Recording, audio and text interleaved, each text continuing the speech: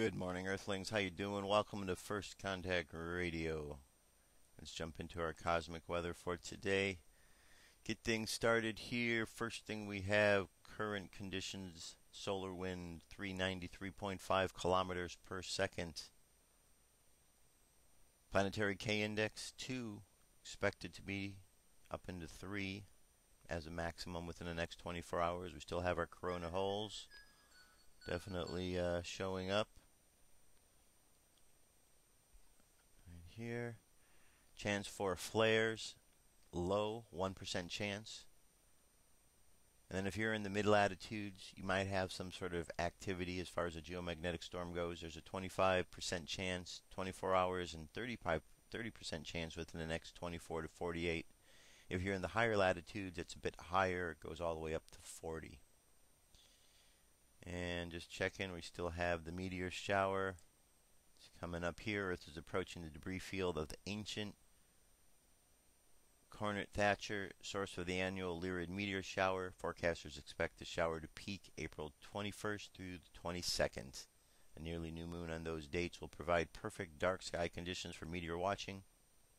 Usually the shower is mild, but unmapped filaments of dust in the corner's tail sometimes trigger outbursts 10 times stronger. Alright, and then this is what's going on down in the Arctic Circle. Something magical is happening around the Arctic Circle this week. The blue midnight skies of spring are intermingling with the gray snowflakes of winter. It's pretty cool, don't you think? Alright, moving right along from there. Next up we have astrology. We're in the same sun sign. Sun sign deals with our conscious mind, so our conscious mind is dealing with the astrological sign of Aries. Fire, creativity, pioneering efforts, new beginnings, all sorts of things of that nature. Now the one thing with Mars, which is the planet that deals with Aries, is that the energy can be, well, it's just a great amount of energy, and depending on how you use it, depends how that energy, sees itself through. So if you use it in a positive, creative way, then you're going to see creative results. If you don't use it in a creative way, you're going to find that the energy bottles itself up. And that's where frustration comes from. And frustration turns to anger and violence and war. So, two different sides of the same coin. Ultimate creativity or ultimate war, and everything in between. Depends what our conscious mind chooses to use the energy for. And today, our unconscious, right down here, we are completely in the sign of Capricorn, the moon sign of Capricorn, which is an earth sign. So we're dealing with the unconscious element of earth, the practicality of earth. It's Capricorn. In the tarot cards, Capricorn is the card of the devil, which is all about looking through illusions. So we're taught to look through illusions because during this time it's an earth sign, so we see things of an earthly nature. But if we get caught up in the earthly things as if they're the be-all end-all, we're not going to really see what's going on. We have to learn to look through, to see through the illusions of those earthly things to realize that the truth is the spirit behind it. So that's our unconscious challenge for today. The Capricorn, the goat itself, keeps climbing, perseverance, charging forward, the practicality of climbing up the mountain. So there's a practicality that's required with the Capricorn in achieving its goals as well. So unconsciously, we've got that practical need to want to accomplish, and we have the exterior conscious mind with the need to have ideas. Put those two together, you can have a nice mix, the fire and the earth. Alright, our moon sign or moon phase is just about halfway between the full moon and the new moon. It's on its way back down. It's called the waning moon. Our Mayan oracle, we've made it to a sixth position, the sixth tone right here on the 13-day wave spell. So the sixth position is the bar, which is a 5, and the dot is 1. That's 6. The kin for today is the white wizard, which is right in the middle, and above the wizard is the guide for today. So today is a 6-tone day. The day would be called a white rhythmic wizard because the color is white. The 6th tone is called the rhythmic tone, and the day kin is the wizard. So with a white rhythmic wizard, guided by the wizard, And the supporting cast members, we have the analog, which is the seed, the antipode, which is, the analog, which is the serpent, and the hidden, which is the hand. So we have like-minded energy, opposing energy, and then the hidden energy. And we have all of these supporting energies around, along with our guide, to help us move forward during the course of this day, working with this energy. The wizard is all about timelessness. So the phrase we have for today is, I organize in order to enchant, balancing receptivity. I seal the output of timelessness with the rhythmic tone of equality. I am guided by my own power doubled. And then on the Gregorian calendar, it's Thursday, April 12th, 2012. And then you could see the correlations. If you look through the Mayan Zolkin, today would be 11 Manic. And the Hob, it is 10 Pop. You look that information up and see how things correlate. Alright, and then of course the Zolkin down here. So there's lots of good information on this page, starroot.com. I've got the link up on the website if you just check out the news for today. Alright, there you have it. That is our cosmic weather. Going to start off our very first story today about 9/11. 9/11. Alright, first one up. Here we go. This is Richard Gage. He's the founder of 9/11 Truth. Rather, architects and engineers for 9/11 Truth. Listen to what he has to say.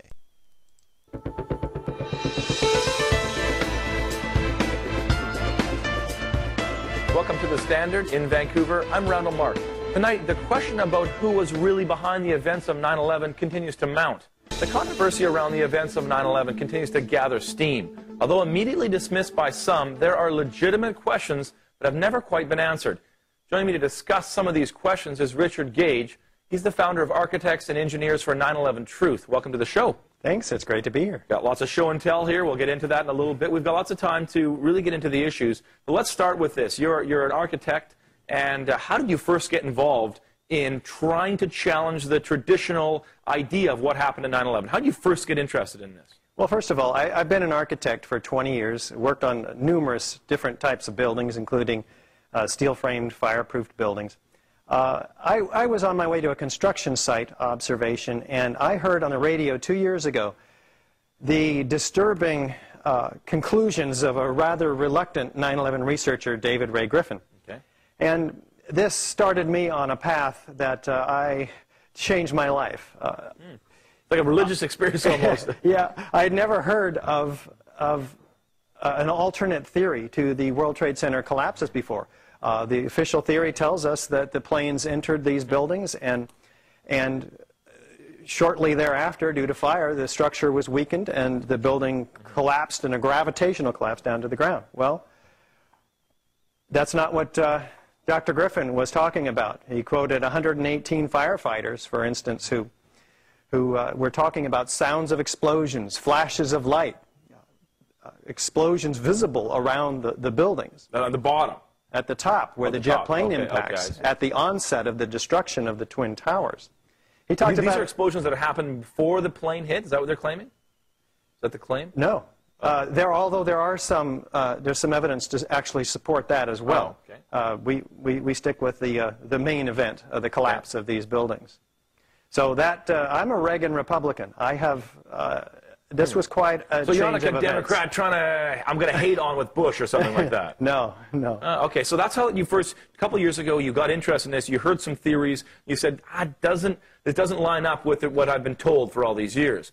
Let's step back, and without getting into all the cards yet, but what for you is the most powerful evidence that you said, my goodness, the traditional arguments are not true? What was the most convincing one? It adds up. I would have to say it's the tons of molten metal, though, found by the ironworkers, the first responders, flowing like lava, they said, in the basements of all 3 World Trade Center towers. The number 7, Tower 7, is that the one you were Yeah, the one that hardly anybody knows about because it hasn't received any play on the media. 47-story skyscraper collapses in about 6.5 seconds into its own footprint. And we're told it this wasn't is hit by a plane. correct. But they say it was hit by these massive pieces of debris, tons of metal that hit the sides of them. That weakened the structure. Yeah, it did. There's pictures that seem to show that. Indeed, NIST. Well, no, actually, there's not. There's the facade is clouded with smoke on the south side, where we're told all this damage was. Nevertheless, NIST, the National Institute of Standards and Technology, they suggest that this damage was not a consequent factor in the collapse. They call this collapse due to normal office fires in their December 18th update. And we had an opportunity to present the evidence that we're going to be talking about today in that meeting. It's now a part of the official record. So there's molten metal. That's the problem for you. Why is that a problem? Well, tons of it. Seen by the World Trade Center structural engineer, Leslie Robertson. He says as of 21 days after the attack, molten steel was still flowing. Astani, another structural engineer who had unfettered access to the ground zero, suggests that he saw a melting of girders. In fact, he took photos of these. And we have them in our website, ae911truth.org. And why is that a problem? Why is the melting of the girders problematic for you? Well, because the official story says these are normal office fires. Normal office fires only get to be about 900, 1200 degrees. Right. Maybe 1400 degrees under very, very ideal fuel-air mixture ratios. Guess what? Steel doesn't begin to melt until about 2700 degrees, almost 3 times what we anticipate the temperatures of these fires were. That's Fahrenheit, 2700 degrees jet fuel? Fahrenheit. Couldn't it heat it up the girders when on impact to be hot enough to melt? The jet fuel is a hydrocarbon. Doesn't burn any hotter than desks, carpeting, chairs. 1400 degrees. It was a spectacular blast. Most of it burned up outside. The rest of it was gone in 10 minutes. So we have fairly normal office fires, as it turns out, in the Twin Towers as well. Now, no office fire has ever brought down a skyscraper because these are steel-framed and fireproofed skyscrapers, ever. And we have over 100 very large, very hot, and long-lasting fires in these steel-framed fireproof skyscrapers. So all of a sudden, the three worst structural failures in modern history occur on one day.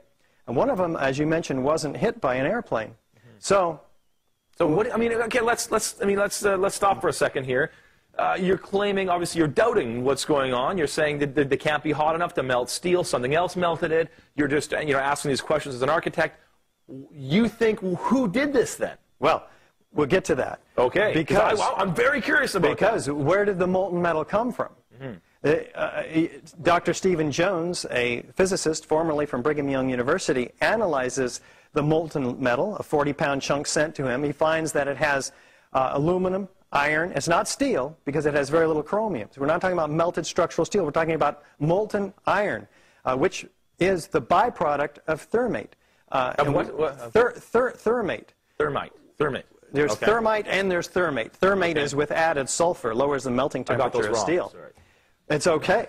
The point is that he finds the chemical evidence of thermate, iron, aluminum, sulfur, and manganese and potassium, and fluorine as well, in the ends of the beams, which the first responders and ironworkers said were dripping with molten steel.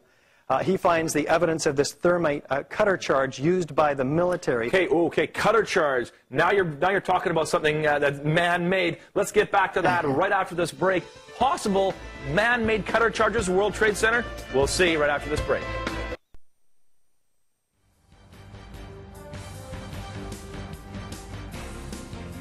This is the UFO News with Joshua Poet. All right, Dirk, thank you very much. This is the UFO News for today. I got 5 stories for you here. Let's go. First story. Silent craft hovers over Mission BC. This is 100% proof of UFOs over Mission BC last night, March 27, 2012, 7:40 p.m. UFO hovered over the treetops in a quiet neighborhood in Mission BC. The object went from one color to the next. It was a silent craft, and it hovered silently over the houses, then shot away in the blink of an eye. This is real footage and in no way light trick or special effects. This is not fake. Alright, well, we'll be the judge of that, won't we? Alright, look at that. Pretty interesting.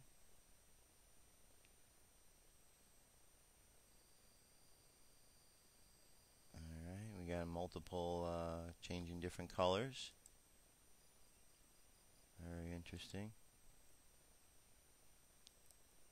This video itself here is nearly 10 minutes long. So we have this object here for quite some time. Alright, so I'm going to leave this video here. The whole link's available. Check it out, see what you think. That goes on for 10 minutes. Alright, here's UFOs caught on ISS camera. Let's take a look at this here.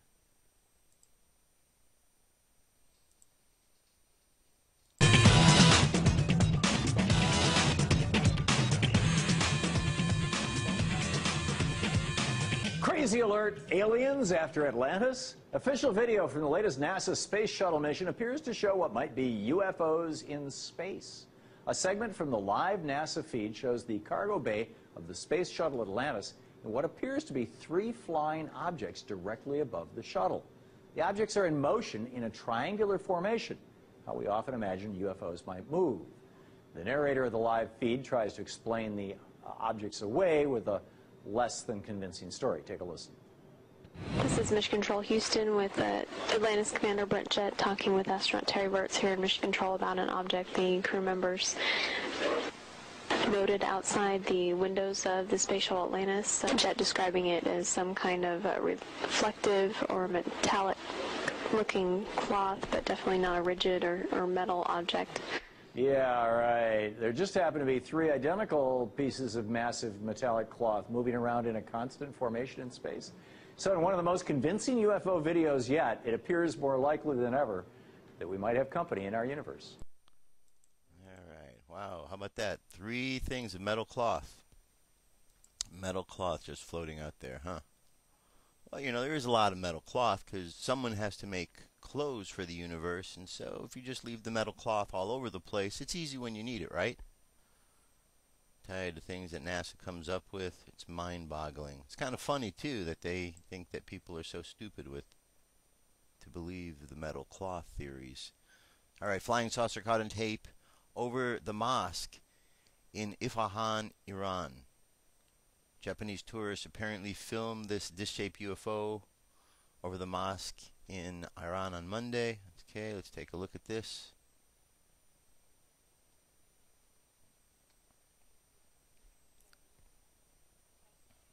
Okay. There we go. Okay, you just saw it just flew right across the top. There we go. Very quickly. Right over the top. Alright. Very interesting. And here, this one is now going to be done with a different color spectrum just to show that, yep, there is a real object that is there. That's a good shot. Good sighting. Next one. UFO orbs flying over New York, April 2012. Standing on the back deck, on phone with mother, had just witnessed 3 planes go over the house from west to east. Was just commenting to my mother about the planes when I saw a large white light coming from the west, slowly moving towards me over the house, heading east. It seemed to hover directly over me, then slowly kept heading east. But there was absolutely no sound, just dead silence. I told my mother that it was odd not to see any other lights, green or red, as on a plane, just a solid, brilliant white light. I got off the phone with my mother, ran into the foyer to call out to my sons, tried to grab a camera but not have one charged and ready to go, so I ran out into the backyard with my son. Seemed to be in the same position it was. I went inside, continued to head east, slowly moved away from us, then started to go to the tree line where it hovered in the line for at least 1.5 to 2 minutes and then disappeared. Alright, do have apparently some video here. See what we have, and then again, oh, what is this? Alright, not sure what that is, but you may be able to check it out because it's some sort of commercial at the moment. Alright, here we go. Last story. UFOs over Connecticut from the blog, or theday.com. David Collins. Associated Press reports there are 2 sightings of a strange thing, the size of a whale falling out of the sky in northwestern Connecticut. The Republican American of Waterbury reports that a person driving in Litchfield about 2 a.m. Tuesday reported that a green glowing object the size of a whale fell from the sky and crashed into Bantam Lake. Officials say that at about the same time the state trooper 10 miles away in Warren called dispatchers to report that something fell out of the sky and landed near Bantam or Morris. Morris firefighters made several passes up and down the lake in a boat looking for a possible plane crash, but didn't find any debris. Authorities called off the search, leaving the mystery unsolved. Speaking of falling, okay, well, very interesting. So we got something that fell out of the sky into the lake. No other information available with that. We'll keep you informed. That's it. That's our UFO news for today. Going to jump away a moment to wake up. When we get back, I've got a lot more news, so stay tuned.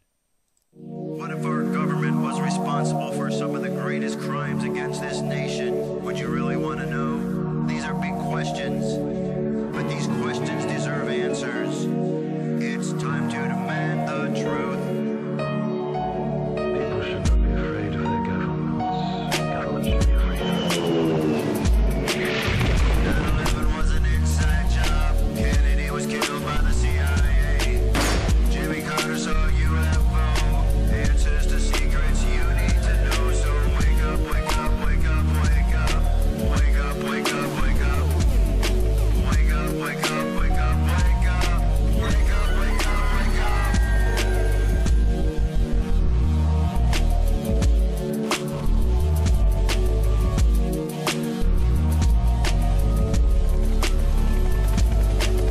The evidence is overwhelming. Step past your fear, take a look. Illuminati lies keep growing, but they're illusion from your eyes. And wake up, wake up, wake up, wake up. Wake up, wake up, wake up. Wake up, wake up, wake up, wake up. Wake up, wake up, wake up.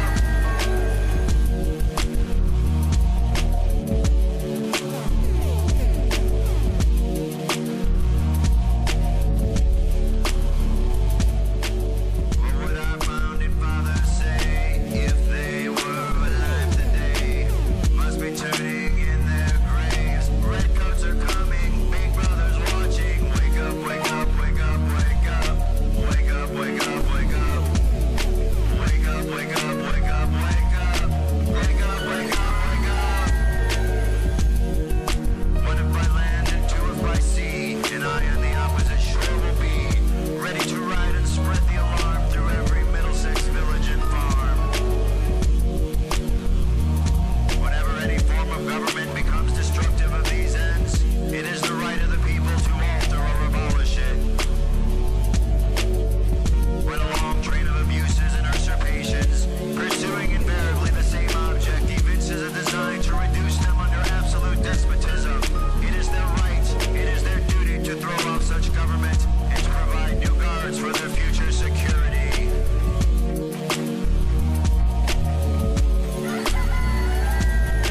Wake up, wake up, wake up, wake up.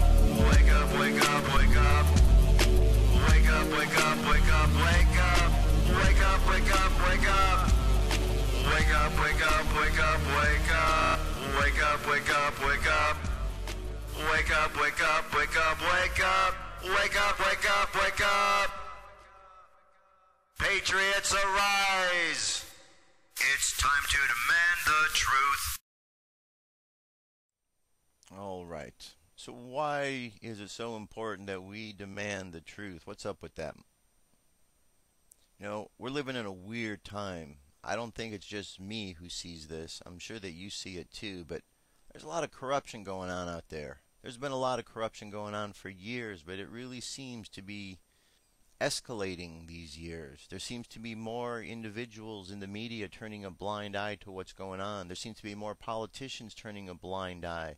There seems to be more global government which is popping up its head, and there seems to be more of an effort by these world leaders just to put the information out there, no longer trying to hide it from the people. It's becoming so blatant in some ways, and it's just ridiculous. The world's gone crazy, it seems, and each and every country is having to deal with all of these power struggles that are going on.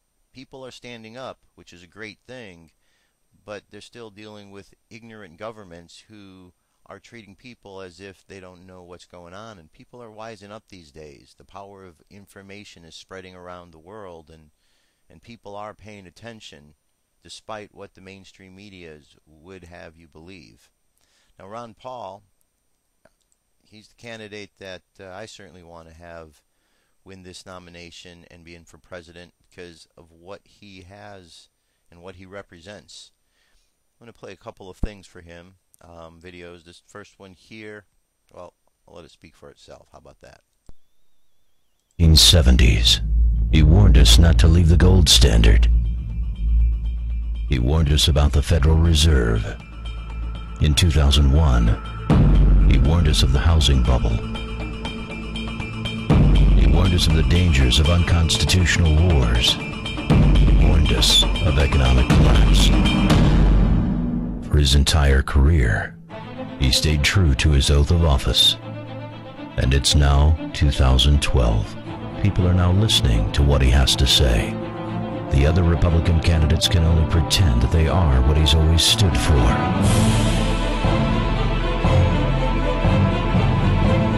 Witness the power of an idea.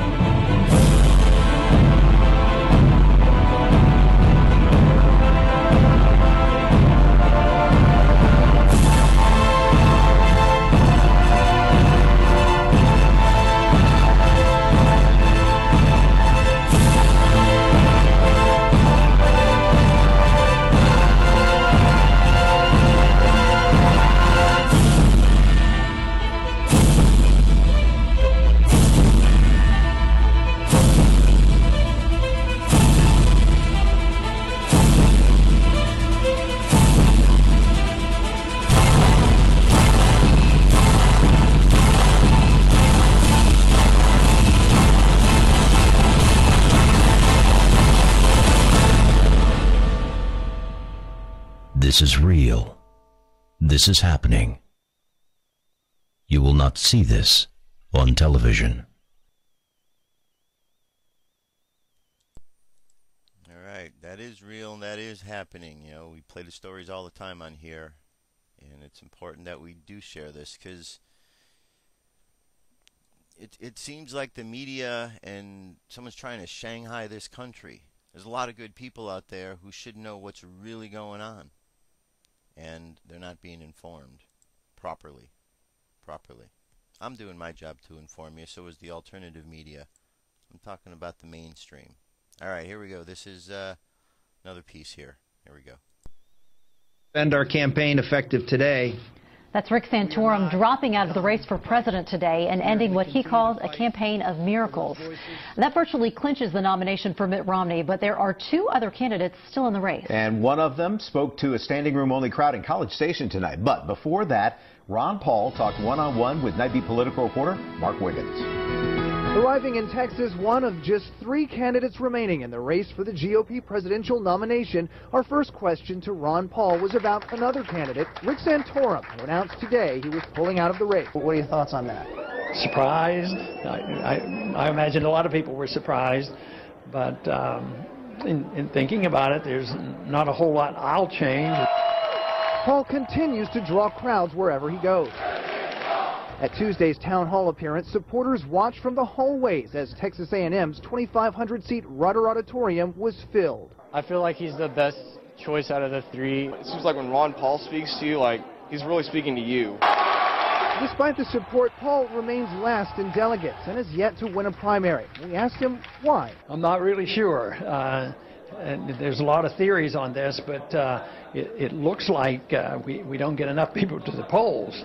Big, bold Texan. Paul's 3-day swing through Texas kicked off with a new ad aimed at Texas voters. It comes at the same time state party leaders are considering changing the state GOP primary to winner-take-all. Hoped by some to help Santorum, we asked what the congressman thinks. If I win, I'm all for it.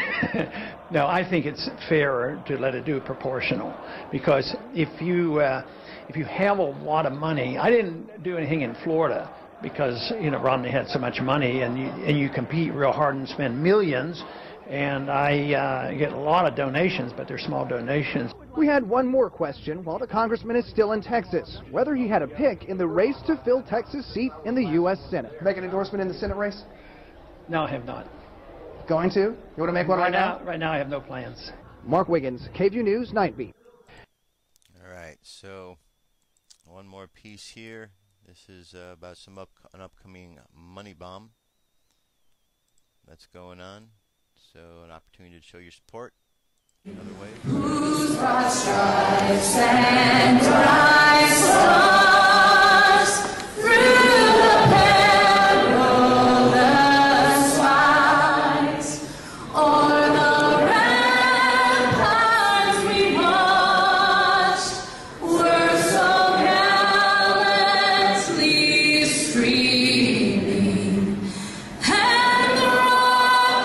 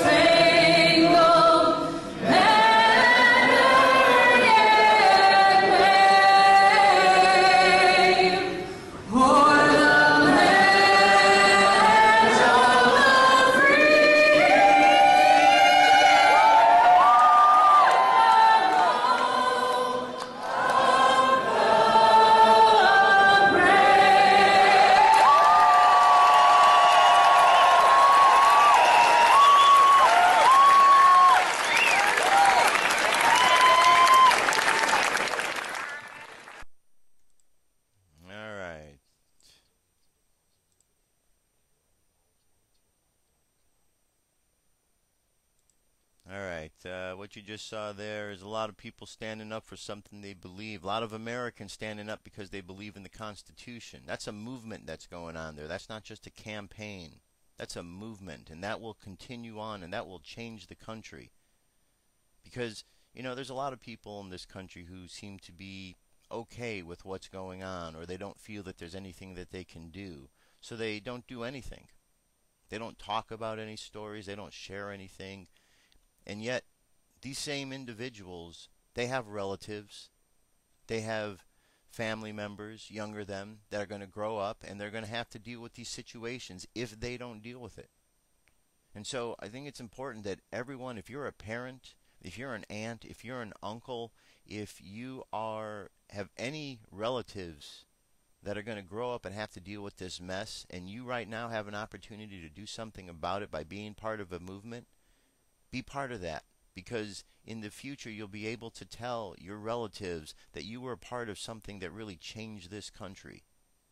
That you were not just part of the status quo, that you didn't sit back when our country was being ambushed. That you stood up, and you stood up according to what the Founding Fathers talked about. You'll be able to tell your ancestors that. Because right now there's a real battle going on. It's an information war. And, you know, we got to stand up for the Constitution.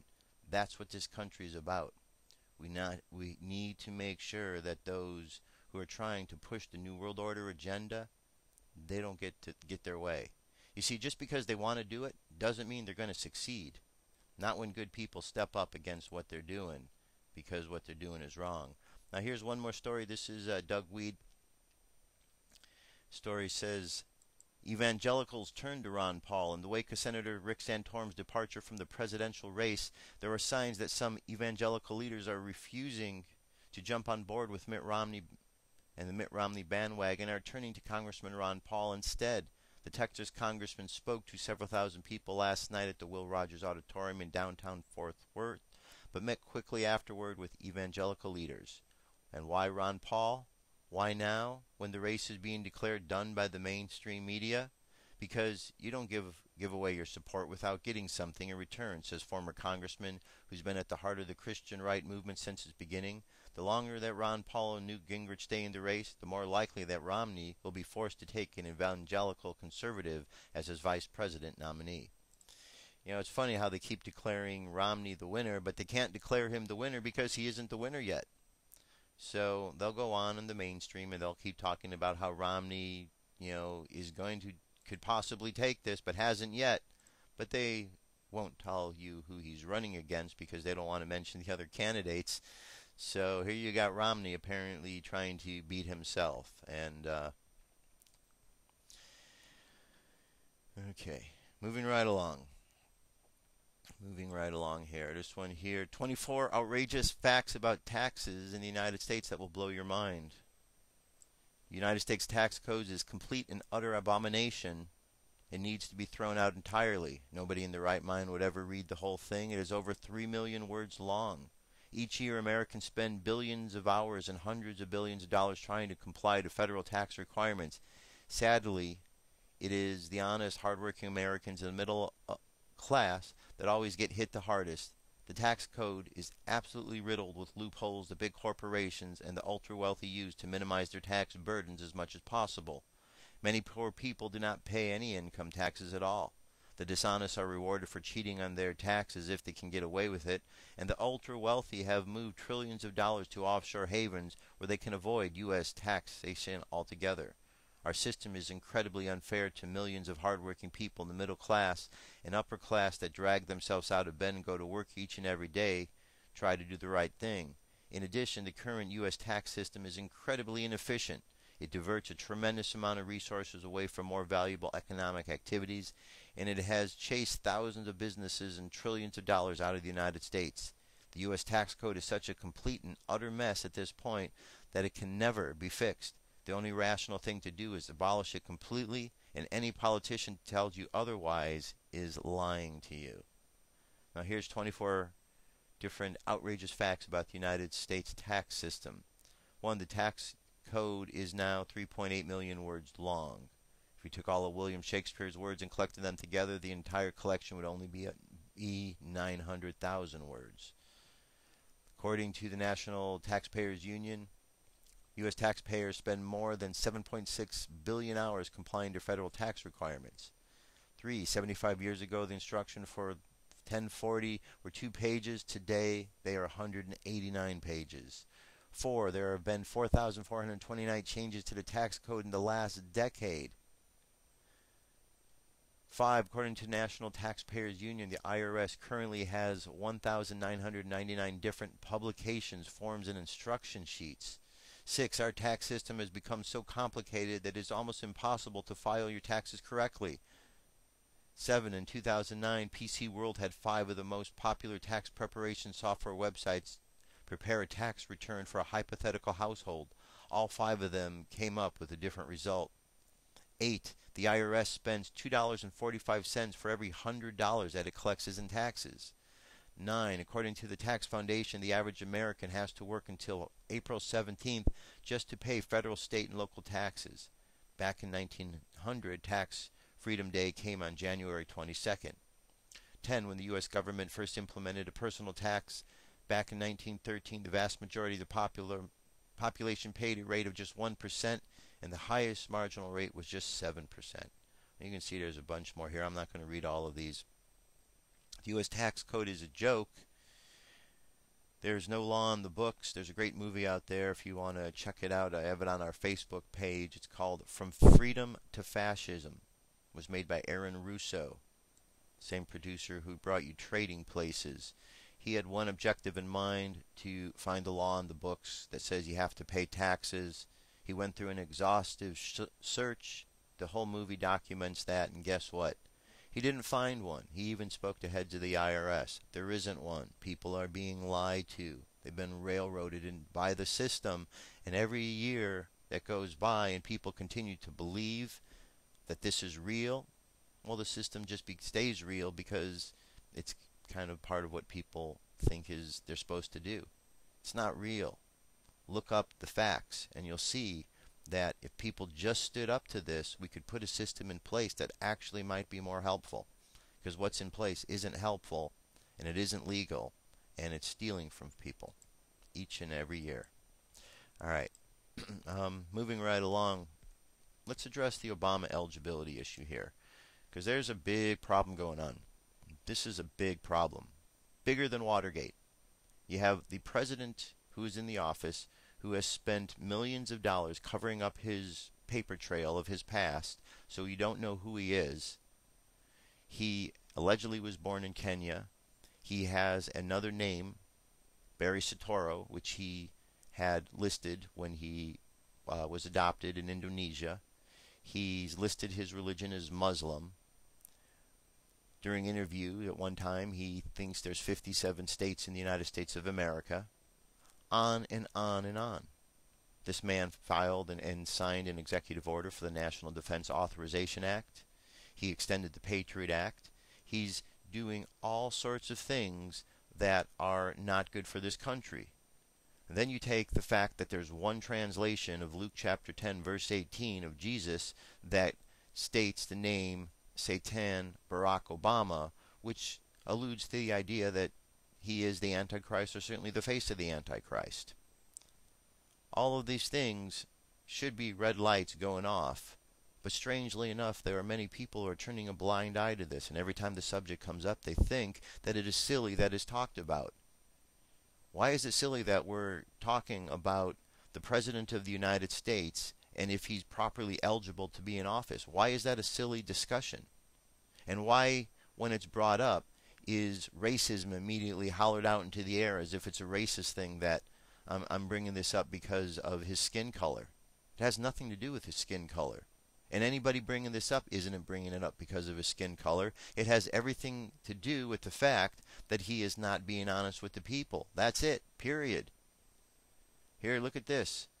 Arizona legislative, Senate and House leaders and traitors say no to 3,000 Arizona petitioners requesting resolution to Secretary of State Bennett. I mean, this is just ridiculous that this can go on. And it says, it was reported today that Arizona Senate President Steve Pierce and Speaker of Arizona House of Representatives agreed today to say no to the 3,000 petitions delivered to the legislature on April 2nd, 2012.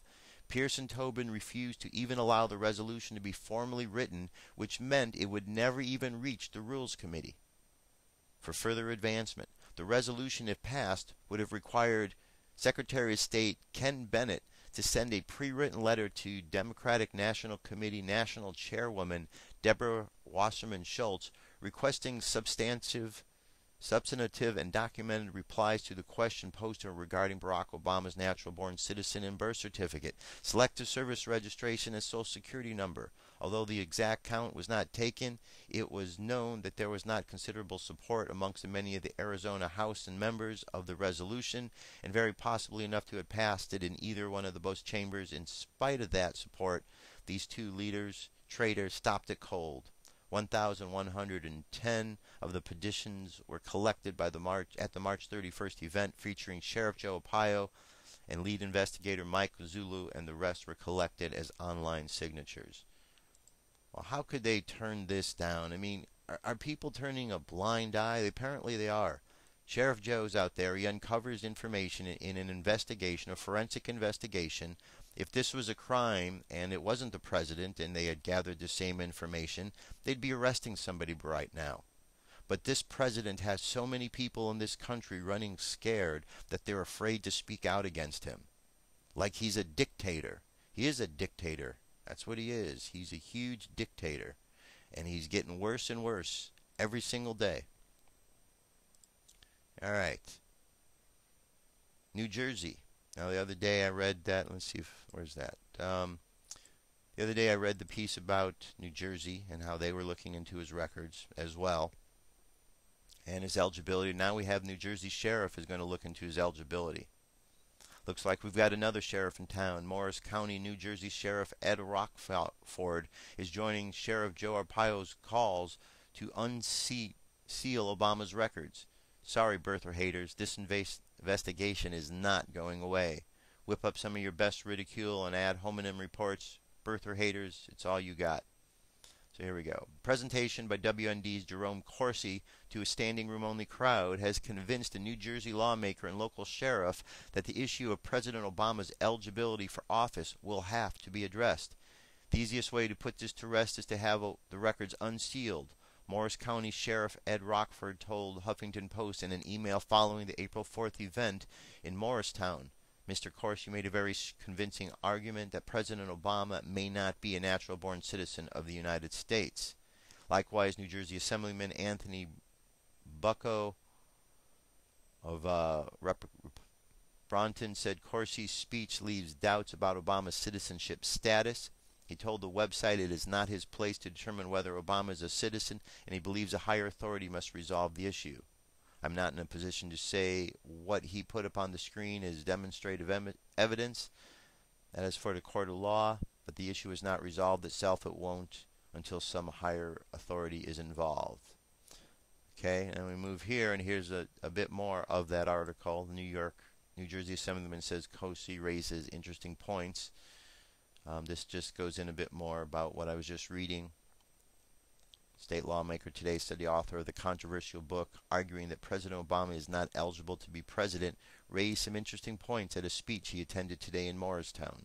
There's a number of things he rolled through in his presentation that, quite frankly, I thought were interesting. You don't get to read about this other stuff like passports and things he brought up. There were inconsistencies. There's a lot of points I wasn't aware of, and it made me believe this wasn't going away. And then finally, this was about a little bit more about this. The New Jersey administrative law judge who dismissed the latest Obama eligibility case seems to have made a new special law for presidential primaries in New Jersey. According to this law, anyone can nominate anyone for president in a major party primary. The nominee need not agree to let someone nominate him. He need not qualify to be president, and he need not be a citizen, natural born or otherwise, and indeed, he not even be real. This makes no common sense, and the Secretary of State instructs presidential candidates otherwise. For that reason alone, the Essex County Conservative Examiner calls on the Secretary of State to overrule her administrative law judge and stop Barack H. Obama from appearing on the New Jersey Democratic ballot. Last week, 2 New Jersey voters, Republican Nicholas E. Purpura and Wall Township and Democrat Ted Moran of Toms River, objected to Barack H. Obama's nominating petitions in the Democratic primary. They said that Obama's name should not appear in the ballot. They objected for 2 reasons. One, he has never shown one document to the Secretary of State that says he qualifies to be president according to these instructions. And 2, Barack Obama could never qualify to be president because he is not natural born. Yesterday from 9:20 to 12:30 p.m. they had their meeting, and at that hearing the Obama campaign lawyer Alexander Hill said something incredible, that no candidate for president has to produce any document to show that he or she qualifies to be president. I mean, come on, I gotta go over that again. This is the representative, Obama's lawyer, representing the President of the United States, actually says that no candidate for president has to produce any document to prove that they qualify to be president. How could that exist? How could there be a lawyer that actually has practicing law that is so stupid that could say something like this? This is the president of this country. Don't you think they should show their proper qualifications? I do. There's millions of Americans who do. Apparently this brain-dead Alexander Hill doesn't. She shouldn't be there. Someone take away her law license. This woman is practicing bad law here. So, goes on to say, Hill closely paraphrased the 3 bandits in the film, The Treasure of Sierra Madre. As a fan of Humphrey Bogart's film knows, Bogart's character meets the bandits who claim to be lawmen and demands to see their badges.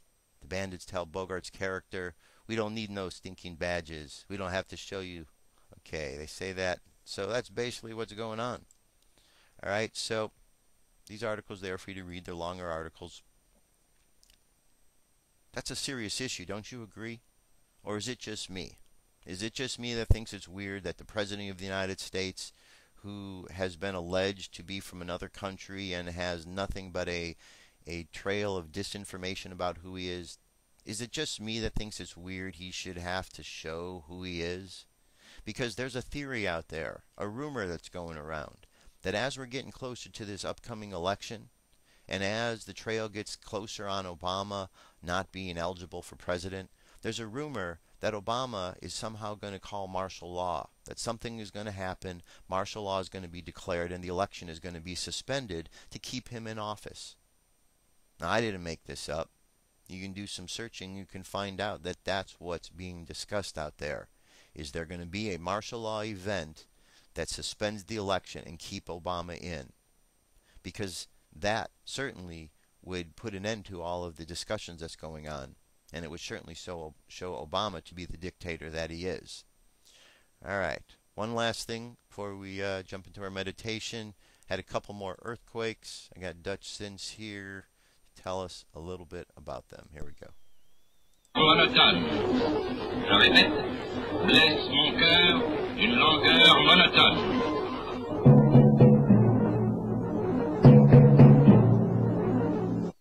Hey everybody, Dutch Sense here.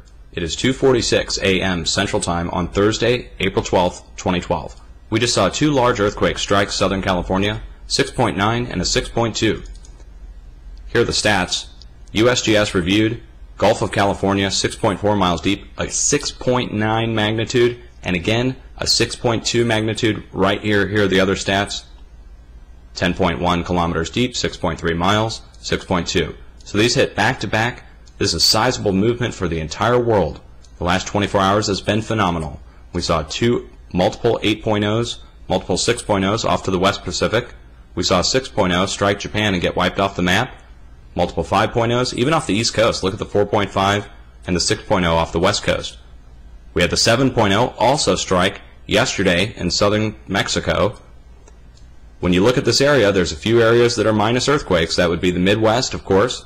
That would be South Central America and South America, New Zealand, and Japan. Also Europe. We'd have to watch South Europe somewhere down in here. They're long overdue now. Look at the rest of the world. You guys know your areas better than I do. Earthquake-prone areas, obviously, have your plans ready. And even in areas that wouldn't normally see large earthquakes, such as the Midwest U.S., anywhere from Colorado, southeast, through Arkansas, and northeast, back up to where this 4.5 occurred. In here. Watch this region, watch the West Coast, watch Japan, watch New Zealand. Again, Chile, probably going to see some earthquake movement down here as well. This is going to be compensation movement for the rest of the earthquakes that have occurred the past 24 hours. This is phenomenal to see. Have a plan, be prepared. Be safe, folks. All right, so it's very important that we do pay attention with all these quakes going on. Something's going on. I mean, the other day, 615 dolphins washed up on shore dead. How many more are dead that didn't make it to the shore?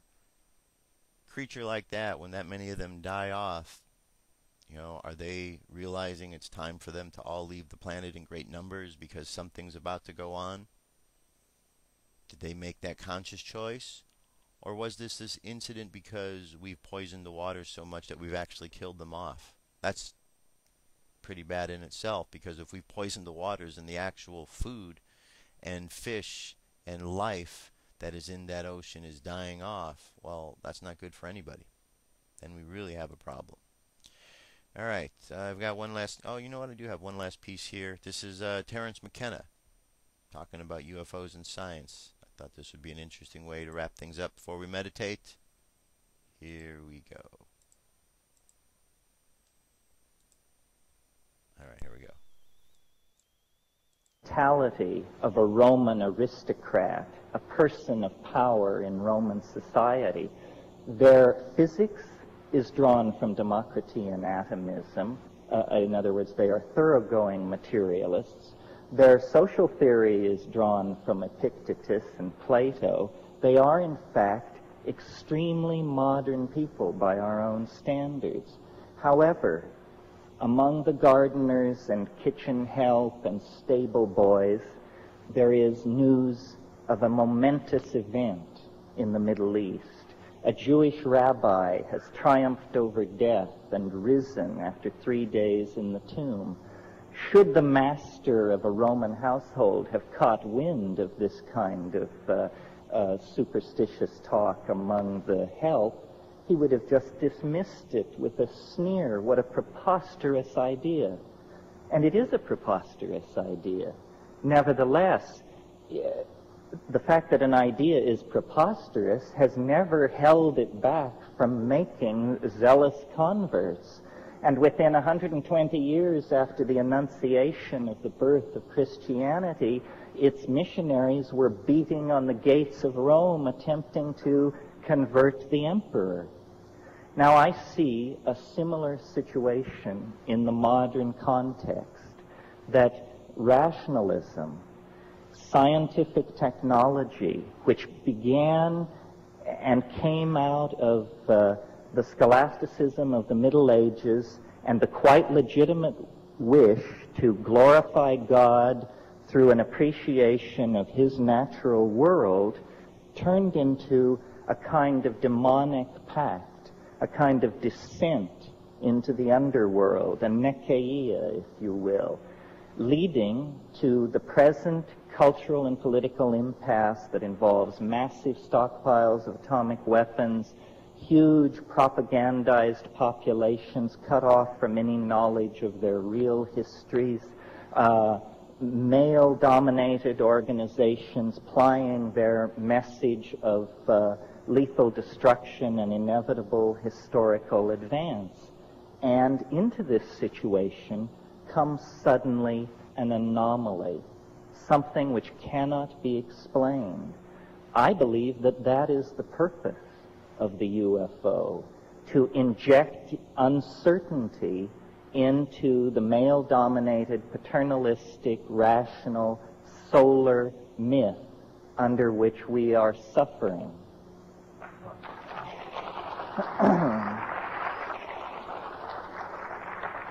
So, I suppose if you had to categorize this point of view, you would say I'm taking a depth psychological, psychoanalytic point of view. What I'm saying is that the UFO is nothing more than an assertion of herself by the goddess into history, saying to science and paternalistically governed and driven organizations, you have gone far enough. We are going to turn the world upside down. Your science is going to be shown up for what it is, nothing more than a pleasant metaphor usefully extrapolated into the production of toys for healthy children. That's what science is good for. It is not some meta-theory at whose feet every point of view from astrology to acupressure to channeling need be laid to have the hand of science announce thumbs up or thumbs down.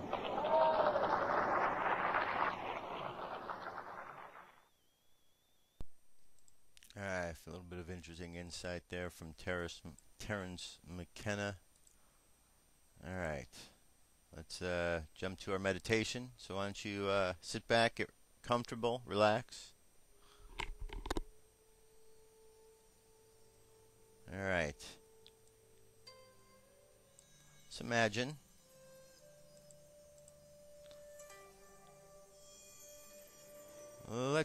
that we are walking along a path.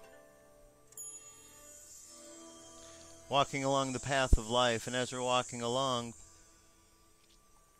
we see somebody fallen laying by the side of the road.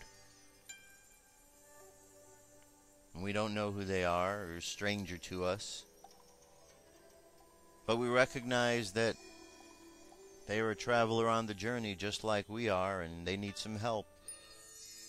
So we extend a help, extend your hand, you help them.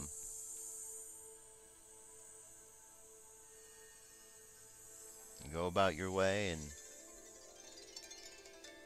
as you move along, you see somebody else.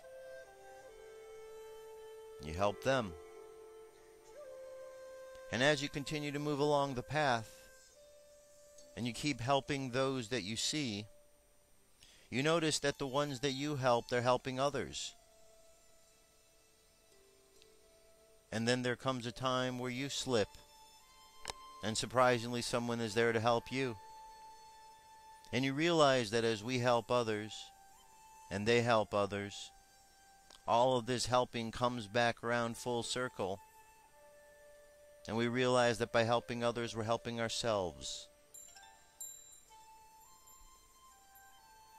We're sharing with each other the gifts and the love and the kindness that we were gifted to share. As we move along the path of life, we make sure all of our chakras are activated because we know how important it is to be connected energetically. Take a moment just to think about the chakra at the bottom of the spine and how it draws energy from the earth. Imagine the color red at the bottom of the spine. This is the physical root chakra. And raise that energy up higher to the chakra above it, right at the belly button. This is the chakra that deals with the emotional body, and the color is orange. So imagine the energy of orange.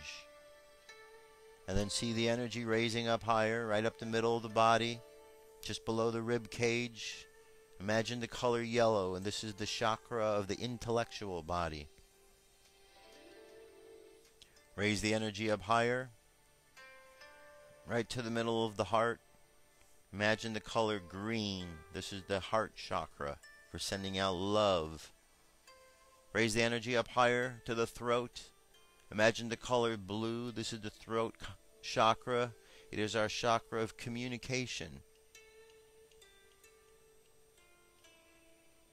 Send the energy up higher to the chakra of the third eye, which is right between the two eyebrows. Imagine the color violet. This is the chakra that allows us to see through dimensions of space and time. And finally, let the energy rise to the crown chakra, which is the chakra at the top of your head. Imagine the color indigo,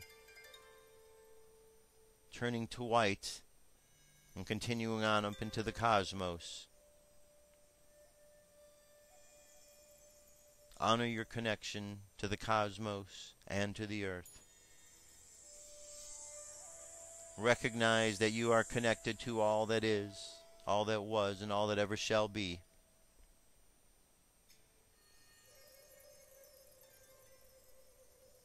And just send out good vibes into the world, because as you send out those good vibes, you know that those good vibes come back. Let's think positive thoughts for everybody in the world today. Send prayers out to all of those in need. All of those suffering through the earthquakes and the tornadoes and all of the earthly problems that are going on these days. Send out some energy to help them get through their trials and tribulations.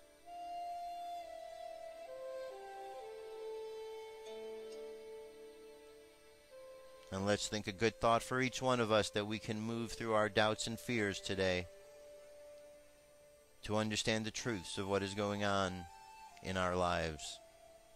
And with that, let's bring our energy and attention back to the present moment on the count of 3. 3, coming back to the present moment filled with confidence. 2, coming back to the present moment filled with faith. And 1, coming back to the present moment happy, healthy, and whole. Happy, healthy, and whole. There you have it. We've made it through another show, prayer and meditation. I appreciate you being here again as always. Have a great day. Go do something fun. I'll be back tomorrow with more news and information. Be safe. I'll talk to you soon. Peace. I'm out of here.